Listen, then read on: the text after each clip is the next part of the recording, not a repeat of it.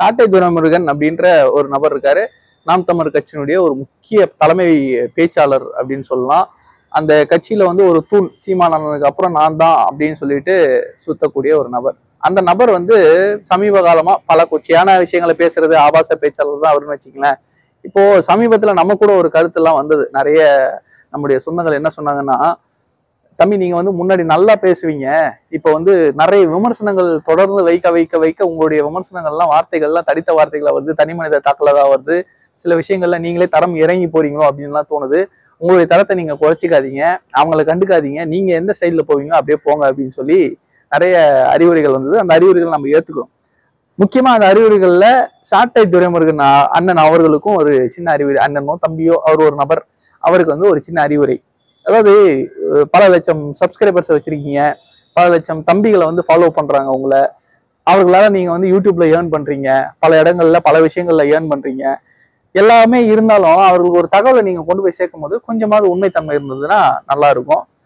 யாரோ ஒரு ஐடிவிங், அது எப்போ என்டிகே ஐடிவிங்கோ இல்ல டிஎம்கே ஐடிவிங்கோ, யாரோ ஒருத்தவங்க இந்த ஸ்பீட் அப்படின்ற ஒரு யூடியூபர் இருக்கார்ல, உலக பிரசித்தி பெற்றவர், அவருடைய ரியாக்ஷன்ஸ், அவருடைய வீடியோஸ்க்குலாம் வந்து நிறைய ஃபாலோவர்ஸ் இருக்காங்க, கோடிக்கணக்கான மக்கள் ஃபாலோ பண்றவங்க. அவர் வந்து ஒரு வீடியோ, அந்த வீடியோவில் தாவேகா தொண்டர்கள் டிவிகேன்னு கத்திக்கிட்டே போய் ஸ்டூடியோக்கு உள்ள போட்டு அசிங்க அசிங்கமா இருந்தாலும் இங்கிலீஷ்ல பேசுனதெல்லாம் நீங்க வந்து இன்டர்வியூஸ்ல கொடுத்துக்கிட்டு அதுக்கு உங்க சேனல்ல ஒரு வீடியோ எல்லாம் போட்டுக்கிட்டு இருக்கீங்க. போடுங்க, அது வந்து ஒன்றும் தப்பு கிடையாது. நீங்க விமர்சனம் வைக்கிறீங்க, நீங்க வந்து ஆபாசமா தான் பேசுவீங்க, உங்களுக்கு வந்து அது கைவந்த கலை, உங்களுக்கு அதுதான் பிழைப்பு, அதனால நீங்க செய்யுங்க. ஆனா அதுல கொஞ்சமாவது உண்மைத்தன்மை இருக்கா அப்படின்றத தெரிஞ்சுட்டு பேசுங்க.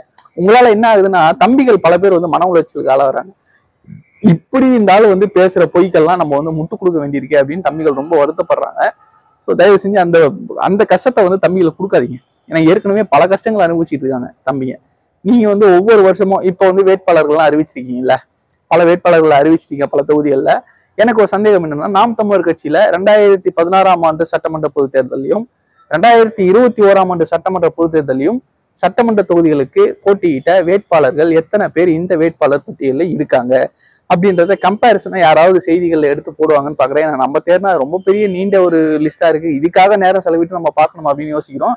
நீங்களே பாருங்க, இந்த தம்பி இந்த வருஷம் 2026ல நாங்க வேட்பாளராக போட்டிருக்கோம், இந்த தம்பி இதுக்கு முன்னாடி எத்தனை தேர்தல்கள்ல நாம் தமிழ் கட்சிக்காக நின்றுருக்காரு, எவ்வளவு களப்பணிகள் பண்ணியிருக்காரு அப்படின்றதெல்லாம் எடுத்து சொன்னீங்கன்னா கண்டிப்பா மக்களுக்கு உங்க மேல ஆதரவு பெருகும்.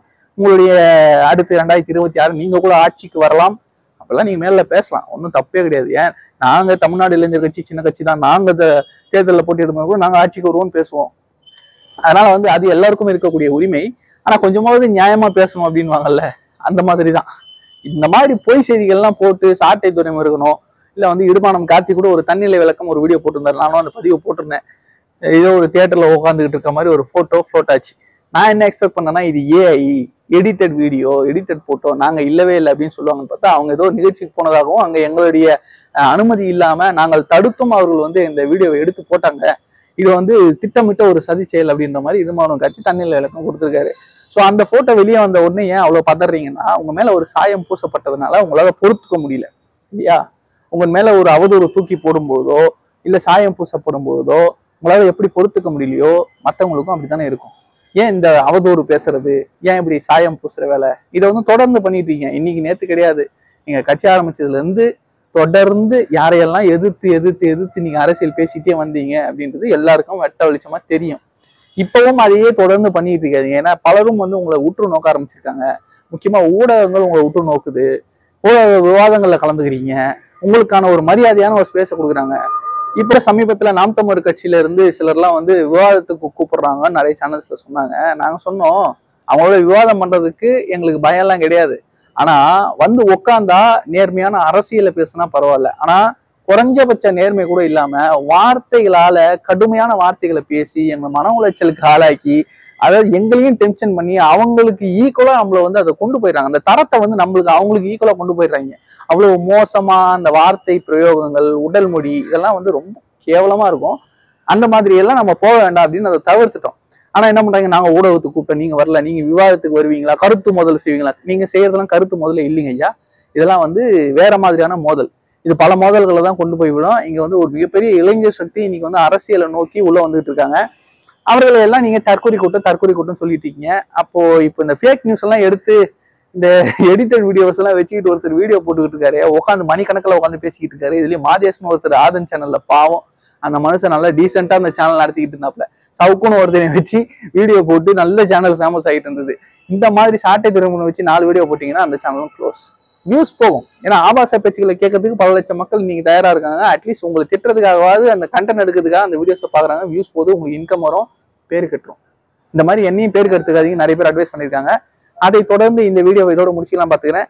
சாட்டை என்ன கொஞ்சம் பார்த்து சீமான் அந்த மாதிரி நீங்களும் வந்து ரொம்ப பொய் பேசாதீங்க. கொஞ்சம் செய்தியை போடுறதுக்கு முன்னாடி இது உண்மையா பொய்யா நான் தீர ஆராய்ஞ்சிட்டு போடுங்க.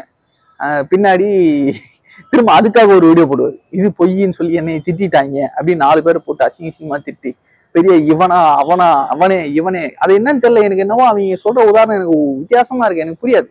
கால் கட்டை மறை சரி சரி கால் கட்டை விரல் மயிருக்கு சமானமா அப்படின்லாம் ஒரு உதாரணத்தை சொல்லிட்டே இருக்கேன். அது என்னடா கால் மட்டும் கட்டை எங்க இருந்தாலும் அதுதான்டா.